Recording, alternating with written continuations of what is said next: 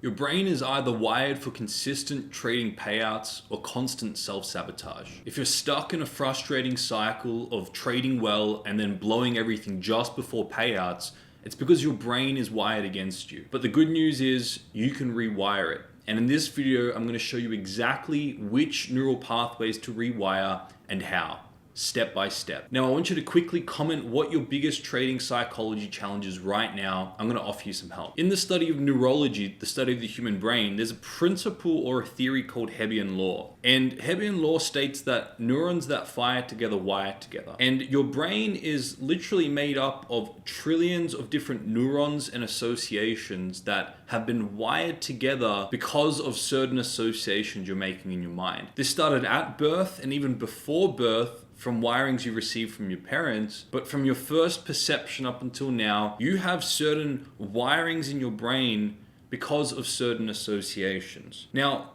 there are two things I want you to take from this first understanding. The first understanding here is that whatever neurons you continue to fire together are going to strengthen in your mind and wire together. And what literally happens in your brain is if you run a certain story about this event was really, really bad and you continue to run that same story and you can continue to reiterate it in your mind, what literally happens, this is one neuron, this is another neuron here, is your brain strengthens that pathway through Hebbian Law and it creates what is called a myelin sheath around that pathway. Just like if you have two wires and you have some sort of conductive material, that wire is going to flow through the conductive material into the next wire. And the more conductive material that you have around that, the quicker the current's going to move. It's no different in your brain. Your brain strengthens the myelin sheath and it creates more and more layers around that and it strengthens that pathway, so that pathway can fire quicker. Now, the second thing I want you to take from this is that your brain is incredibly neuroplastic and it can literally remodel itself. You can change the wirings and you can lower the myelin sheaths through association and through not thinking certain thoughts. You can reduce myelin sheaths and you can strengthen different associations through making ideas present in your mind and strengthening myelin sheaths. And the neuroplasticity of your brain is highly researched and documented information. So firstly, I want you to understand that your brain is modeled in a certain way based on the associations you have, and you can remodel it by associating different pathways. Now, there's a common myth and misconception that your brain is more neuroplastic before it develops at 25, and that's simply not true. There is no such thing as a brain that is hardwired into place. Only individuals that don't want to change their way of thinking. So even if you're above the age of 25, like I know a lot of you are, your brain is still neuroplastic. If there's a will to change your brain, there's a way to change your brain. And the way you change your brain is through Hebbian Law. Now in this video, I'm going to show you why the current neural pathways you have in your mind are sabotaging your trading. I'm also going to show you which specific pathways to rewire and how, step by step. Now, the two different types of pathways a trader needs to learn to rewire if they want consistent payouts and they want to stop self-sabotaging is number one, they need to redefine and rewire how they see winning and losing in trading. Because if a trader currently has neural pathways saying that losing is bad and there's only drawbacks, and that's the story they run as a trader. They take a loss in the market and the only thing they see is drawback, negative, risk, disservice. That trader is going to be put into a highly emotional state because they can't see anything but negative and challenge, and that's going to kickstart a fight or flight response that's going to keep that trader in a state of fear. So when they come to the market the next trading day, they're not going to stick to their trading plan out of fear of reliving that pain that they experienced yesterday. So a trader must learn how to rewire losing if they want to stick to their trading plan. Now, the funny thing about the brain is that even if you had experiences in the past over losing certain jobs or other investments or businesses or previous relationships, and you have myelinated those pathways to only see drawback and risk, what can happen is if you take a trading loss, your brain can't differentiate between a trading loss and a previous loss. That same pathway is going to fire. So some traders that I've worked with in one-on-one coaching, for example, have had serious stackings of losses in previous relationships, marriages, previous businesses, previous falling out with family, and they have this pathway associated in their mind towards losing that is very, very painful and very challenging to face, and they do not want to face that. So when they experience a normal trading loss, like 1% of their capital, and they have these visceral reactions to that, the reason why that's the case is because that same pathway is firing. And what's happening is that current trading loss, even though it's 1% of their account, is bringing up all those things, all those traumatic experiences that they've had in the past are resurfacing, and they're having to relive that in that moment. So what I have to do is I have to go in there and identify those and show them how they can rewire their brain and help them step by step rewire the myelin sheath in their brain to start associating some support and some benefit and helping them expand their awareness over those previous losses. So now when they experience a trading loss, they not only have drawback firing, but they also have some benefit firing as well. So they're less reactive after trading losses. So too, a trader must learn to rewire winning and good. You know, the goodness and the positive feeling and dopamine rush we get towards winning. Let's imagine this was winning, not losing, and this was benefit, nor drawback. This was drawback, not benefit. So what happens is a trader now has an association that winning is all good. And now they, guess what, neglect their trading plan to seek after that pleasure of winning again. And they have all this over trading and greed in their trading. So I need to take these traders and help them stack some drawbacks and risks towards their previous wins so that they're not so addicted and so greedy over winning, but now they're more moderated and the behavior and their reactions are more moderated and they can just stick to their trading plan. So a lot of your behavior of not sticking to your trading plan is because of these wirings in your brain, these neural pathways. A lot of the reasons why you're not getting payouts and you're not sticking to your processes long enough to get those payouts is because of these wirings. So you need to start to identify these and rewire them if you want consistent payouts. And the other thing that we need to learn to rewire is our beliefs around money. Some individuals have a pathway in their brain where they have money and it's all good. And they sacrifice their life in seeking after money. When they finally get money, they have so much fear over losing it because they're so highly infatuated with money. Or some individuals have an association in their mind where money is risk and drawback and pain. I've worked closely with traders who have seen, for example, parents arguing over money, so and those parents then leading to a divorce, so they have this association in their mind that money equals divorce and breakup of relationships. And guess what? When I'm speaking this out, it may sound a little bit funny, but these are the quiet subconscious programmings that we have in our mind, and some traders aren't even aware of it. And this subconscious script runs their decision-making split seconds before they're even aware of what they're doing, and they label it self-sabotage. It's exactly what I covered in one of my previous videos. So it's incredibly important that you identify these wirings and you learn to rewire them. So let's get into that. Now, the first thing you need to do as a trader is you need to rewire winning and how that looks to you.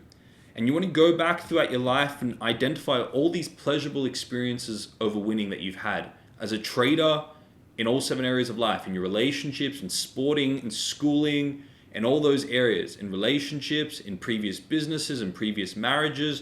And you want to identify your most pleasurable wins.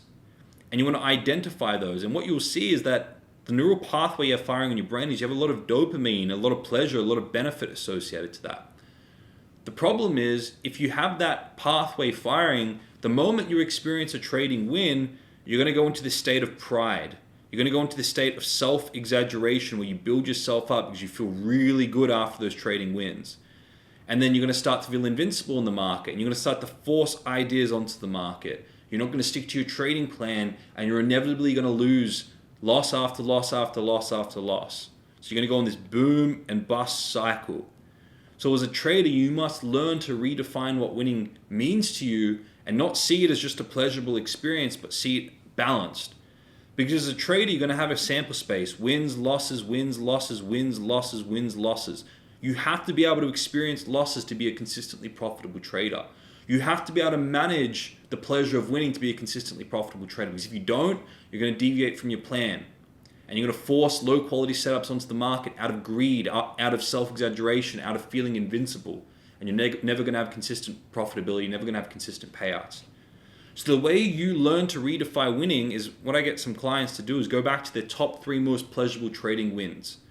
And then I get them to identify top 3 wins outside of trading as well. And I ask them a very simple question. how were those pleasurable trading wins a drawback to them?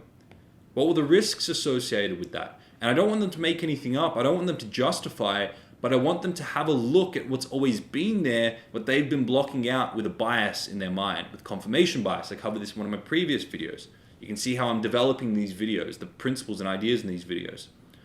So what's happened in their mind is they've experienced a pleasurable win. They've only seen a benefit. They've gone and run a story about how good that is, telling all their friends, posting in their Discord, getting all this validation and strengthening just the benefits, but blocking out any of these drawbacks and the risks that are always there but have been blinded with confirmation bias. So I get them to go back to that moment, ask them, what's the drawback in that moment? How was that a disservice to you? And they said there weren't any drawbacks. And I said, just hold on, have a look. And they go in there and have a look. And they're, okay, well, one of the drawbacks was I felt really good. And how was that a drawback to you? Well, I decided that I didn't need to continue to study and learn as a trader. And I didn't go in there and I didn't have a look at my trading processes. And I didn't refine those. And I didn't extract any lessons. I was like, okay, great. So when you take a win, you feel above the market, you feel invincible, and your teachability lowers. And I said, can you see how that's a drawback long-term as a trader? You have to be very open-minded, very teachable, very adaptable, because the market's constantly changing, so you have to be adaptable as well. And can you see by taking that win, you're no longer adaptable? And they said, yes. I'm like, okay, great. We have one drawback. Let's keep going. How else was it a drawback to you? Well, the drawback after that win was I neglected my trading plan. I didn't feel like I needed my trading plan anymore because I felt invincible in the market. I started to lower the risk in the market. I said, okay, how's that a drawback to you? Well, I took 3 low-quality trades after that, and I took losses in all of those. I'm like, great. So you can see that by taking those wins, you feel invincible. You puff yourself up, and that leads to inevitable losses. And I said, yeah, I can see that. Okay, great. How else was that a benefit to you? Well, I started to think making money was really easy, and I started to not appreciate my job anymore, my secure job. And I have a family that relies on me making money. I said, okay, so by taking these few wins, you puffed yourself up, you exaggerated how easy it is to make money, you no longer had a desire to go work your full-time job or appreciation for that. And can you see that you're now left vulnerable to the hands of the market? If your trading doesn't continue to bring you wins, which it won't, you're going to have a sample space that averages those wins out.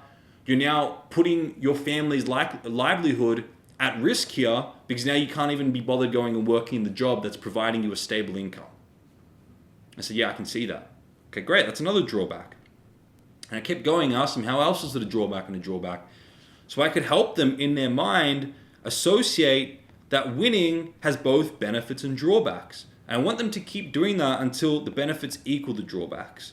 So that when that pathway in their brain fires winning, they can see, all right, there's a benefit there. I made some money, but there's also a drawback there. I can start to exaggerate myself. So that, guess what? After a trader takes a win now, they're not elated because they're not just seeing benefit without drawback. They're not depressed because they're not seeing drawback without benefit, but they're seeing both in equal degrees, so they're balanced, they're poised. And they come back the next trading day and stick to their trading plan. Okay, I hope that makes sense. The second thing you need to do is you need to go in there and rewire losing. So by the way, here, it's really important after you take a trading win to humble yourself, find the drawbacks, find the risks. If you don't humble yourself through good questioning, you're going to get humbled by the market through painful losses. Okay, and mark my words, I can absolutely guarantee that. Now, solution number 1. So by the way, this YouTube channel this YouTube video may be worth more to you than what you think because it may stop you from taking some losses. Now, solution number 2, some unnecessary losses. Solution number 2. And on that note, if you found what I just covered eye-opening, make sure you like this video. It tells YouTube this is valuable content and pushes it out to a wider audience. Also, make sure you subscribe to this channel and turn notification bells on so you're up to date with each of my new uploads. Now, the second thing you need to do for solution number 1 is you need to rewire losing.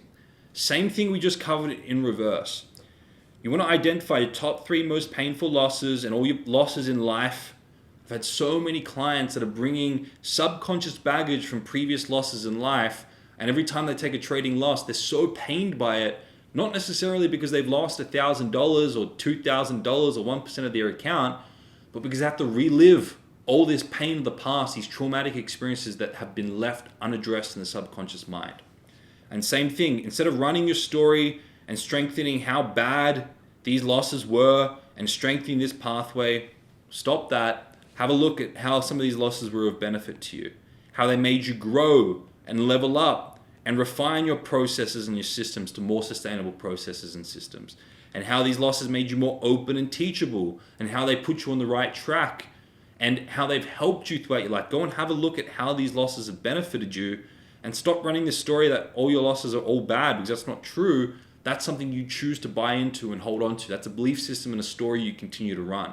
I guarantee if you go back and have a look and ask yourself, how was this particular loss a benefit to me, and how did it serve me on my life trajectory, you'll start to see that, you know what, there's actually some benefits to that as well. And you start to wire that pathway as well. So when you take a loss in the market, you have both drawback in your mind, yes, but benefit in an equal degree. So instead of getting depressed and into a state of fear when you're trading, when you take a loss, you bounce back from losses quicker and you're more resilient. And you come back the next trading day and you stick to your trading plan. Very, very important principle to understand. Now, solution 2 is you need to redefine money. Because remember, if you see money as good, you're going to sacrifice your life in pursuit of it. When you get a payout, you're going to have so much fear over losing it, you're going to deviate from your strategy and your process, and you're going to go and blow that. Okay? And so too, if you see money as bad, you're not going to want to accumulate it. You're not going to want to make it. And again, it may be a very subconscious belief at the back of your mind. Now, to redefine money, I want to tell you a little story. Hundreds, if not thousands of years ago, we lived in a society and an environment that was very different today. Okay, and money has evolved over time. But if we ever look at the earliest forms of money, it'll help make sense of today's forms of money. Back in the day, I want you to imagine in a village or in a community, you had a farmer, you had a shoemaker, and you had a doctor. Let's say, for example, the farmer needed the doctor's service and the doctor needed daily food. What could happen on that day is the farmer could exchange some food, maybe some grapes or whatever the doctor liked, for the doctor's medical service. And they had a fair exchange in that moment. They could shake hands and it was a fair exchange. Okay? Now, let's say, for example, the shoemaker needed some food, some nice grapes, and the farmer needed a new pair of shoes. Again, they could have a fair exchange in that moment, where the farmer would offer some food, the shoemaker would offer a shoe or two shoes. So too, let's say the shoemaker needed some medical services and the doctor luckily needed some shoes that day as well. So they can have an exchange there. Now, there would come a point where the doctor needed more food from the farmer, but the farmer no longer needed the doctor's service. So too, the shoemaker needed some food, but the farmer no longer needed a new pair of shoes. So there had to be an external medium that everybody agreed on the value of to facilitate fair exchange. And guess what that was? That was actually money. Money was established to help facilitate fair exchange between different value systems. So the shoemaker still needed daily food, but the farmer no longer needed a new pair of shoes. The shoemaker could use money to complete that fair exchange. So what I'm trying to communicate here is that money is the most effective way to transfer between different value systems. The farmer has a high value on making food, shoemaker a high value on making shoes, doctor a high value on medical services. Instead of the doctor trying to grow their own food, what they did is they just used money to facilitate fair exchange between different value systems. So money is neither good nor evil. It's just this means, it's this tool to facilitate fair exchange between different value systems. So what I'm trying to say is any idea of good and evil is created by the narrow human mind. Any idea that we have a good and evil of money is our own stuff and our own baggage to work through.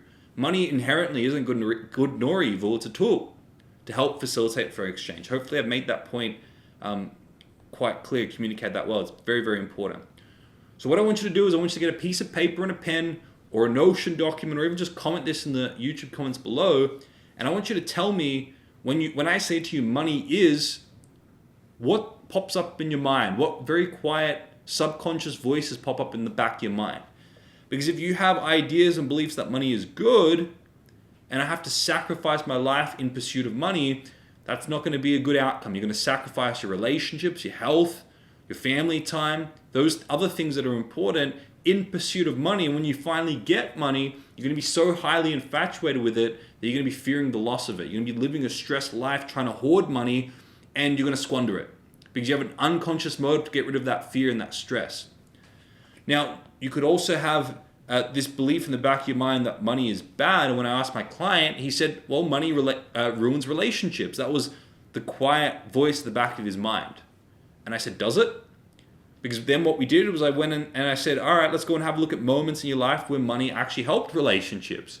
And we found plenty of those moments as well. So I helped them balance out that belief and I helped them see that, you know what, money has, in his perception, ruined some relationships, but it's also helped some relationships. So is money good nor evil or evil? Well, it's neither. It's dependent on how those two parties use the money. So what I want you to do first and foremost is go in there and identify what subconscious beliefs you have around money. Bad, good. If you think it's good, you're going to sacrifice your life and you're going to have a fear of loss. If you think it's bad, you're never going to accumulate it because you don't want to hold on to this dirty money and you're going to fear its gain. Write down an extensive list of the subconscious beliefs you have around money. And then, for example, if you have a belief that money is bad, it hurts relationships, go and find where it's helped relationships. If you have a belief that money is extremely good and you have to make it, otherwise you can't live a happy life, go and have a look and find evidence where individuals with little money live a happy life, for example. And what you're doing is you're going in there and you're balancing these beliefs, lopsided beliefs you have in your mind, so you can free yourself from this idea that money is good or evil. And I want you to write this down somewhere or hold on to this idea. Money is neither inherently good nor evil. It's all about what you decide to do with it. It's a tool. It can be used to help people. It can be used to help yourself. It can be used to hurt people or hurt yourself. So you choose what to do with it. And if you structure your life well and you're wise with your money, you can use it to help you empower all 7 areas of life and use it to your advantage. And that's what I teach on this channel. It's what I encourage each and every single one of you to do. So go in there and rewire these 2 ideas, redefine winning and losing, and redefine what money means to you. And I guarantee you will start to consistently pull payouts from the market if you have a consistent strategy and you're using the right mindset tools to stick to that strategy. And this is a good time to mention, if you haven't already signed up for the free Bulletproof Your Trading Mindset 2.0 course, that's going to completely blow your mind on what I teach in helping you think like a top 1% trader. So go into the description, first link in the description or the first comment, and download that right now. It's going to transform your trading. Now, before you click away, make sure you watch this next video recommended by YouTube. That's going to be the next piece of the puzzle to helping you master your trading mindset.